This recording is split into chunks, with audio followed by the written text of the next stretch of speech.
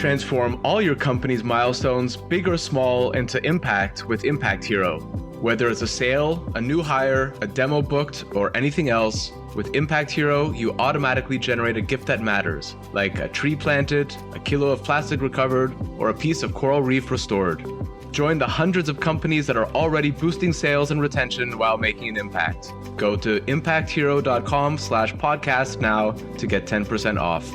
Again, that's impacthero.com/podcast to get 10% off.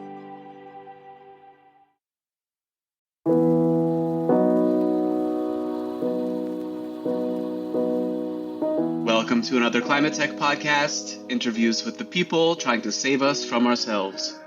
In this episode, I spoke with Robbie Lockie, the co-founder of Plant-Based News and, more recently, the Freedom Food Alliance.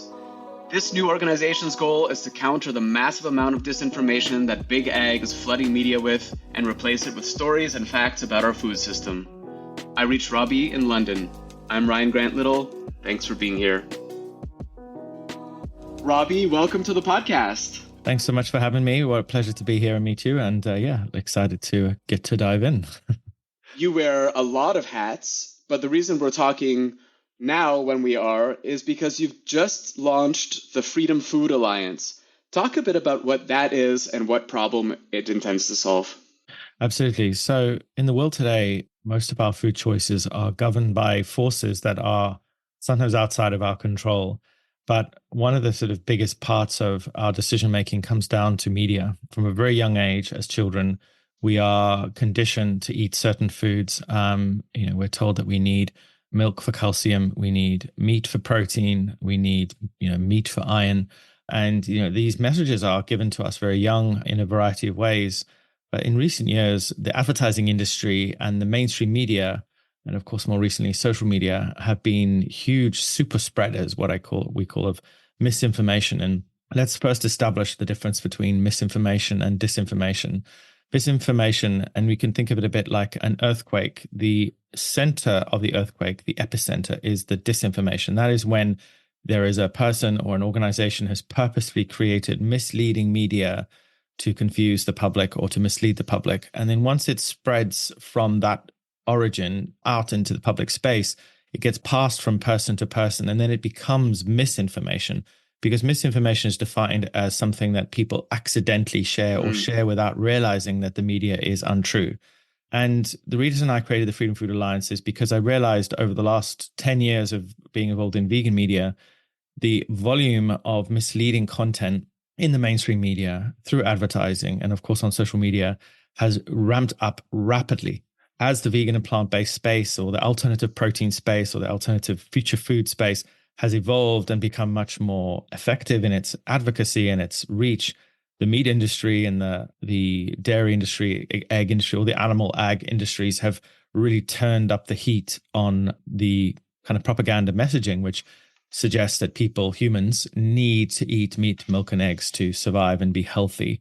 And of course, this ultimately is going to lead to widespread, which is already leading to widespread human disease, things like heart disease, type 2 diabetes, these are some of the leading killers of human beings, and of course, environmental collapse. And of course, with misinformation and disinformation comes inertia. People don't make the changes needed because they're confused. They are not sure. And people like to hear good things about their bad habits.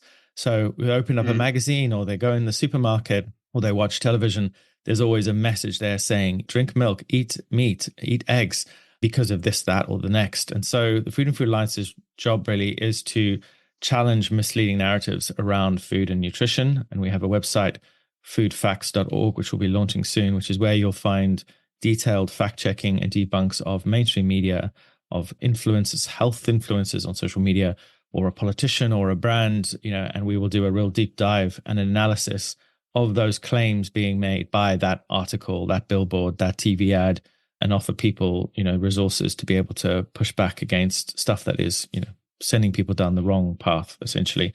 Now, obviously, when it comes to morality, the plant-based and vegan space, veganism is all about like the killing of animals and, reducing suffering. But there's obviously also a scientific part to the lifestyle as well, which is a plant-based diet dramatically reduces the incidences of many forms of diseases today, but also reduces your environmental footprint. So the mission is obviously there to try and inspire people to eat more plants, but it's also to fight back against the misleading media, which essentially suggests that, animal products are essential when we know that that's completely untrue. You've touched on a few things I want to talk about there, and I like kind of your statement about people like hearing good news about their bad habits. And one of the things you're going to be doing a lot of is fact checking. And it strikes me that more and more, I'm wondering if people care about the facts, right? How much does the disinformation, how open are people to this in a lot of cases? And I just wonder if social media, I think social media algorithms and other kinds of echo chambers are really driving this, where people maybe today versus, I don't know, choose a decade previous, are less concerned about what the truth is. Well, they say we're living in a post-truth world, don't they? With all this AI and fake news everywhere. I think the main thing to remember is people don't like being lied to. And if we can convince people that they are being lied to, that they are being misled purposefully, I think we will get the attention of people. Our mission is to help people understand that the information they're being given is misleading, and there's corporate interest involved. People already don't trust corporations, or for the most part, for many reasons. So I think most people are open to this idea that they might be being misled, but we have to remember that we can't just throw facts and figures at people. We can't just show them statistics and then suddenly they will just start listening. I think the power of storytelling is vital in this platform. And I want to be able to tell stories of real people in the food system who are making incredibly positive changes in shifting the food system to something that's much more sustainable. Take the Transformation Project by Mercy for Animals in the United States. They are helping farmers migrate from farming chickens or pigs into farming hemp and mushrooms, and making huge amounts more in revenue because obviously it's a much more sustainable model. They're converting their huge, giant sheds and warehouses into places where you can grow huge amounts of, edible mushrooms and hemp products. It can be done, but I think people need to feel a sense of inspiration. But then there's also, entertainment as well. We want to make people laugh. We want to disarm people a little bit. Because as soon as you start to tell people what to do and you start to be evangelical and you start to shame people or you start to overload people with too many directives, I think then people shut down and they just stick with what they know. But we're obviously up against a multi-billion-dollar industry, which has a lot of money to put into advocating for the products and the food types that they produce. So McDonald's, for example, their yearly budget for advertising and marketing alone is $400 million for 1 year. So, we are up against an industry which wants to maintain a status quo, which is very profitable. So it's a tricky one. There's no simple answer to how to convince the consumer. I guess that's the power of advertising.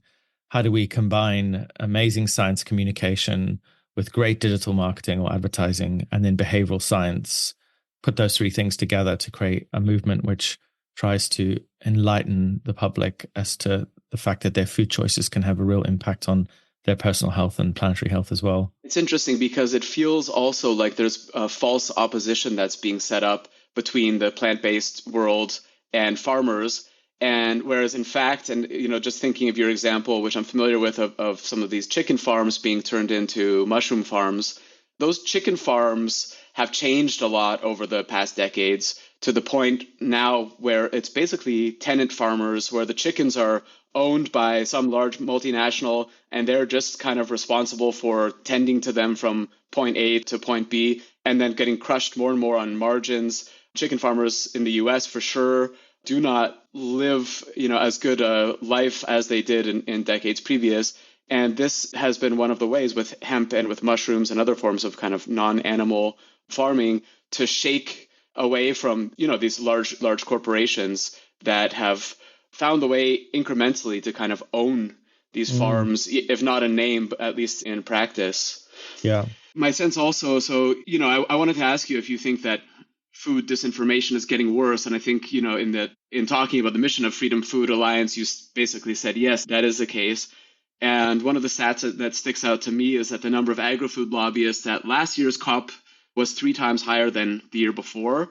Yeah. And if I look at kind of the techniques they're using, the lobbyists are using, and of course, not everyone can see that lobbyists are at play, but people like us who are closer to the industry are, looking a little bit kind of under the hood and trying to dissect this stuff.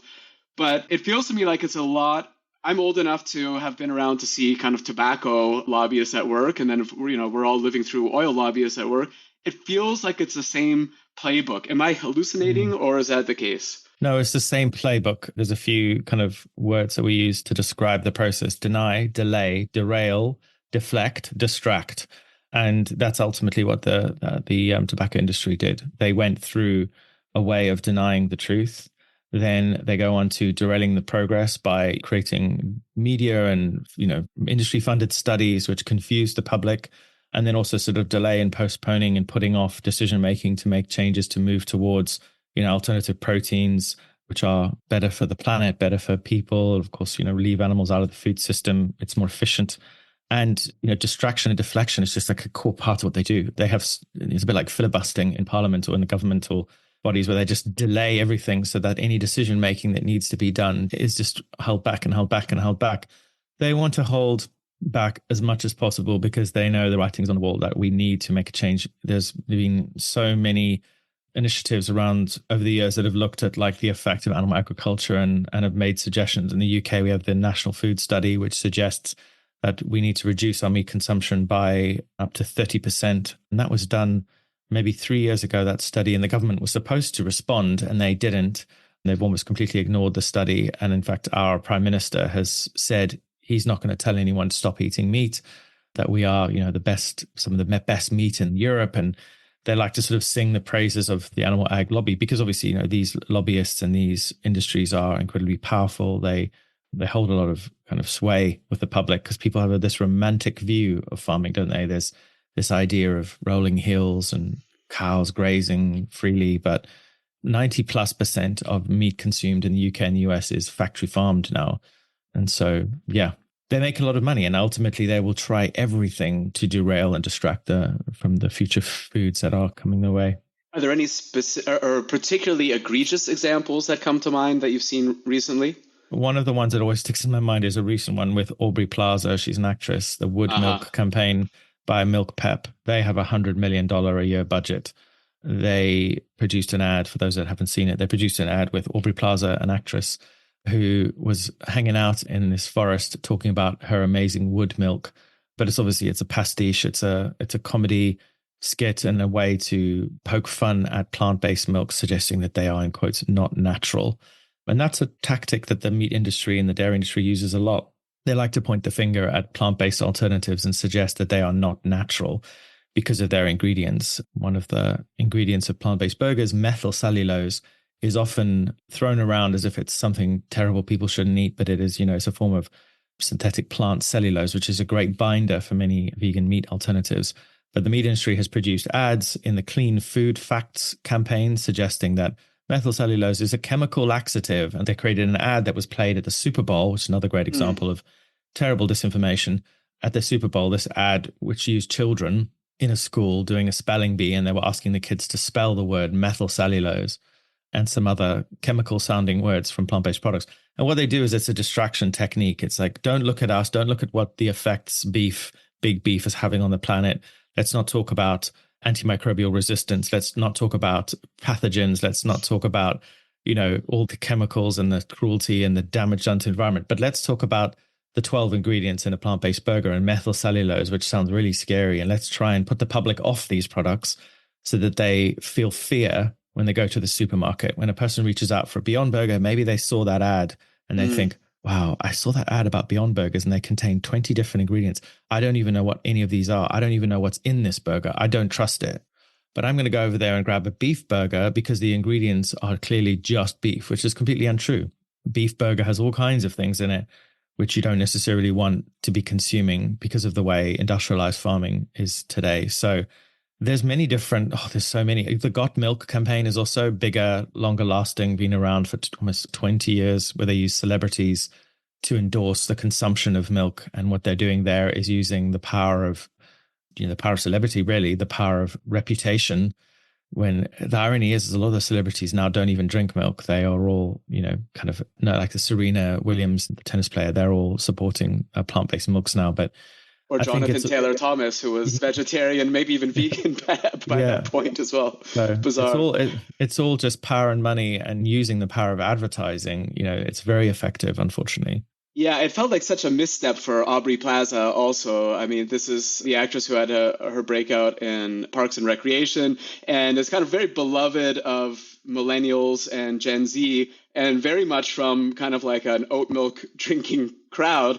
And she caught a lot of flack for it. It just felt really kind of off brand for her and just a kind of a bizarre thing to Yeah. do. And people who listen to the podcast will be sick of me using this example, but I always say it's like, I used to always say, if you're so against same-sex marriage or the sanctity of marriage, why not go after divorce? If people are Mm. so concerned about, the confusion that comes from this kind of labeling for plant-based products like oat milk, where have you been on peanut butter for the last century, right? Why Right. are you not chasing after them? But I mean, Yeah. it goes to show that, there's no logic to this. No. It's just very disingenuous.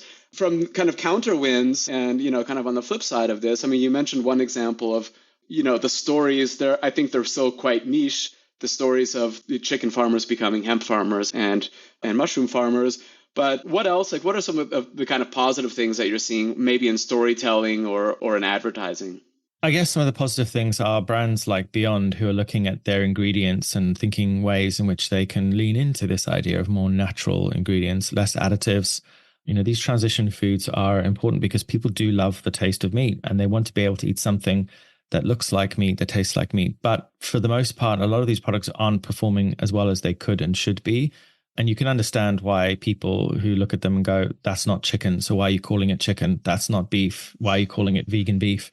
So, but I think, more and more brands are looking at clever ways in which they can use more natural sounding ingredients. Beyond are looking at changing their fat base to avocado oil, to appeal to a more natural sounding product. And Oatly are making sure that, they're providing products that have no added sugars.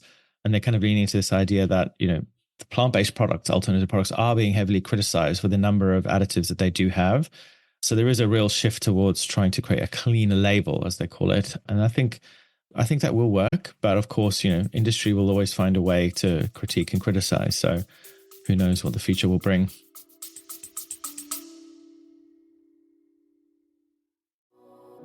I work with a lot of companies who plan to open up shop in or expand across Europe. My one big piece of advice: don't fall into the trap of setting up a new entity right away. Instead, talk to my friends at Paracar, who can help you get up and running without all the costs, not to mention the legal and HR hassle. When I was hiring in different EU countries, I wanted my team to focus on their work, not on the country's bureaucracy. After interviewing a half dozen international expansion firms, I chose Paracar because they were by far the most knowledgeable and they're great people. Whether you're a large multinational looking to expand abroad, a small business looking for the right talent, or a contractor, they'll sort it out. Book a free, no-obligation consultation right now at paracar.eu/climate. That's PARAKAR.eu/climate.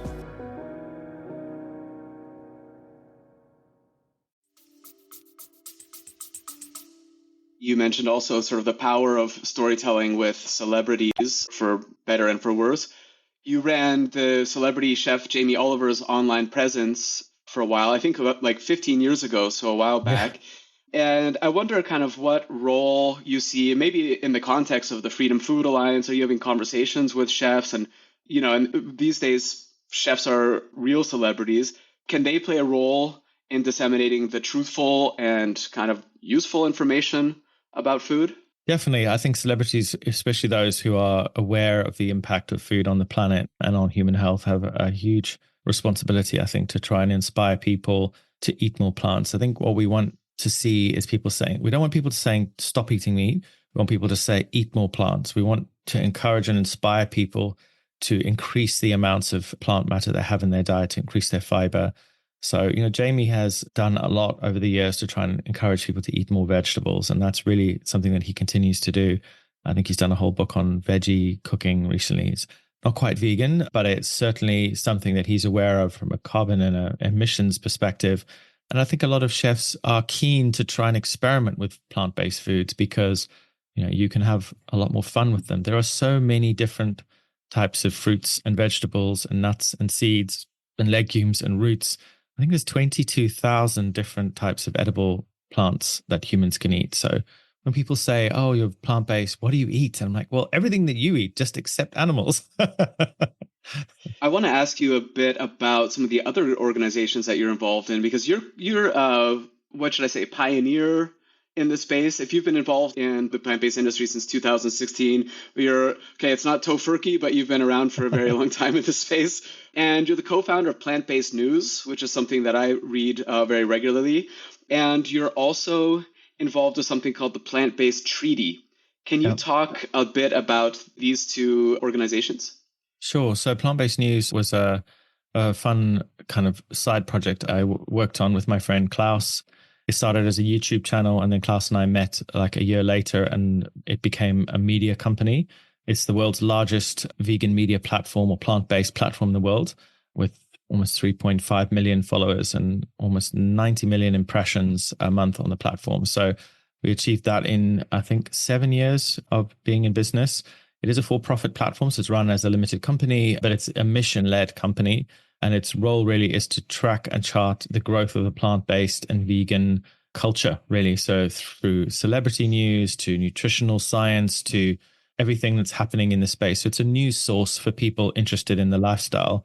And it offers, a variety of media, from educational content to entertainment to health awareness and advocacy, by many, many interviews through leading plant-based and vegan doctors from all around the world. So it's really like the voice, I'd like to say, it's like the voice of the movement. It's something that, is always there, banging the drum for the cultural shift towards a more plant-based food system.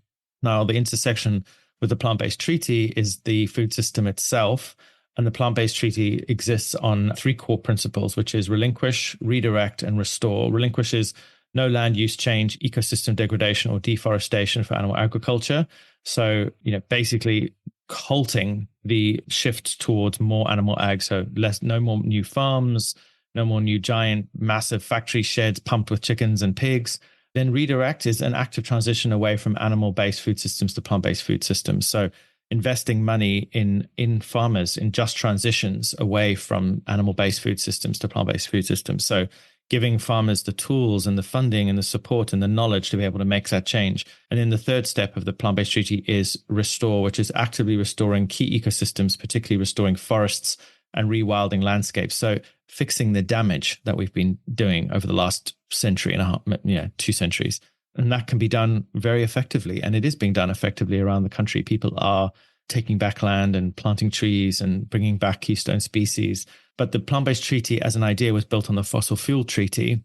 And it's individuals, groups, and businesses and cities that endorse this idea and put pressure on governments to initiate it. And it goes in companion with the Paris Agreement. So the treaty as an idea is more than just a lofty ideal. It's a step-by-step process on how we can repair our planet and start to move towards a food system that nourishes the ecosystem rather than destroying it. Ecocide, which is, the killing of nature en masse, is something that's happening every single day. It's deeply entwined with the climate crisis. Animal agriculture is a leading driver of species extinction, of habitat loss, of ocean dead zones, of river acidification, of deforestation, of, there's a list as long as my arm of things that these systems, these food systems are currently doing to our planet. And we're now seeing, we're now sort of sitting, I suppose, at the event horizon of almost total collapse of our planetary systems. We're breaking many, many planetary boundaries because of what the food system does, not just the food system itself, but also the food waste and the transport. There's just so much that goes on that props up animal agriculture. And in many ways, it's a deck of cards that we have built that we believe, is the answer to our food needs, but it is actually incredibly inefficient. For every 100 calories you give a cow, I think you get like 10 calories back in food nutrition. So it's just not effective. So plant-based treaty is all about trying to create a vision of a world where we can live in harmony with nature, but at the same time, we need to give back. We need to restore and nourish and repair what we've done. What would be some examples of signatories to the treaty?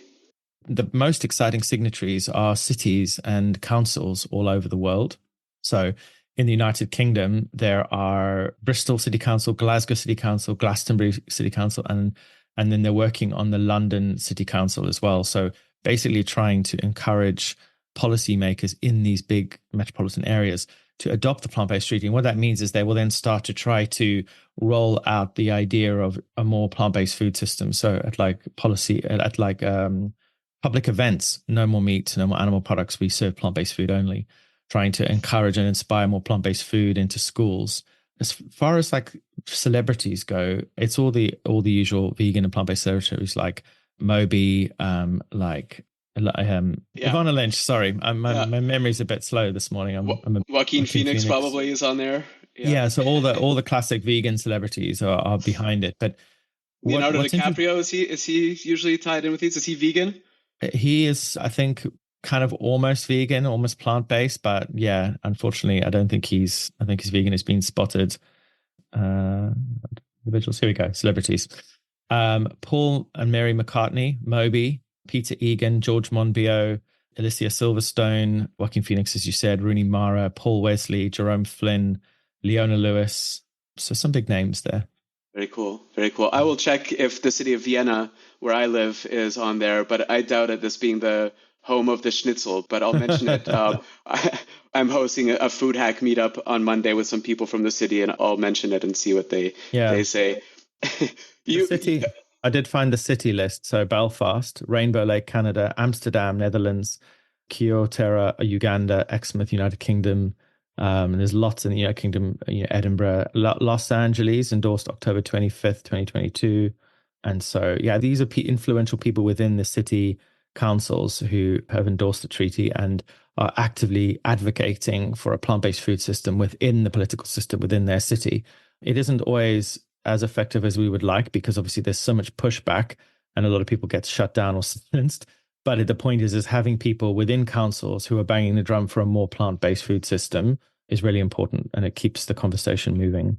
As part of Plant-Based News, you had your own podcast series for, I think, 5 years and something like 100 episodes. You've sort of put that on ice now to make some space for the Alliance. But as a relatively new podcaster, I wondered if you had some tips for me, and also if you could mention kind of one of the episodes you did that stood out. Sure. I mean, some tips. I would say podcasting is something that is really dependent on the topic and the niche. But I think for this type of stuff, it's about diving into subjects and helping people understand the connections between all the different living systems on Earth, but also our personal impact as well. I also love learning more about people and their personal interests as well. I would always start with like what brought us together, but then I would then dive into other adjacent subjects, whether it might be human rights or social justice. Some of the most interesting episodes I loved were probably the celebrity ones, the ones that are, the most well-known people like Paul Wesley, Alicia Silverstone, Jessie J, who's a singer-songwriter in the UK. I was pleasantly surprised at how passionate and well-informed and just aware they were about the movement and the importance of, eating a more plant-based diet, but also the effect and the cruelty towards animals that goes on in the food system. Paul was super passionate. Paul Wesley, he was in the Vampire Diaries. He was very uptight about what was going on in the world. And it was so nice to see his passion and his kind of commitment really to the movement. He supports Mercy for Animals. And when he goes on set, he's always advocating, for veganism, and he's always making sure that wherever he travels and, whenever he goes to on location, there's always enough plant-based food for the crew. And he's always talking to people about it and not afraid or ashamed of it. A lot of celebrities in the world today who are vegan don't talk about it publicly because they're worried about their public persona and the perception public have of them. So it's really nice to speak to people who are very well known, but also really passionate and proud to talk about their lifestyle publicly. Oh, Billie Eilish. That's also a very famous vegan and who's out on stage talking about this as well. I'll link those podcast episodes in the show notes for listeners who want to listen to those as well. Given that the Alliance is just launching now, what kind of support do you need? If listeners are interested in getting involved and lending a hand, what's the best thing they can do to help you in your vision? I'm going to be really blunt and honest and say fundraising and the money side of things is my weakness. I am an ideas person. I'm all about the big vision and the platform and the creativity and the content and the community, but fundraising and building a sustainable model that can create an organization that has some real teeth behind it. The website's going to be amazing. I'm excited about our social media, but I think building a resilient platform that can help us, be stable and secure over the years to come, because we're going to come under attack once we get our footing in place and we become effective, and, the various opponents in the conversation start to notice us. I'm sure we're going to get a few legal letters here and there potentially. So maybe a few things. So fundraising and finances support, donorship, things like that. Legal support, like, protecting the interests of the organization. And then there's obviously like volunteering as well, volunteering for fact checking, volunteering for writing opinion pieces and thought leadership content on the food system itself. Because we have two websites, the Freedom Food Alliance, which is the advocacy and policy and a platform that's aimed at journalists and politicians and policymakers and CEOs of food companies. And then the foodfacts.org, which will be aimed at the consumer. On there, we're going to have the fact checks and the debunks, but we also want educational content about food and the food system as well. So if you're interested in writing and publishing on the site, we'll be very happy to have you. And the best place to reach you online is LinkedIn? You can reach me on LinkedIn, or you can send an email to contact@freedomfoodalliance.org. Robbie, it's been a real pleasure talking to you. Thanks a lot. Thanks a lot, Brian, for having me. Real pleasure. Thanks for listening to another ClimateTech podcast. It would mean a lot if you would subscribe, rate, and share this podcast. Get in touch anytime with tips and guest recommendations at hello@climatetechpod.com. Find me, Ryan Grant Little, on LinkedIn. I'll be back with another episode next week. Bye for now.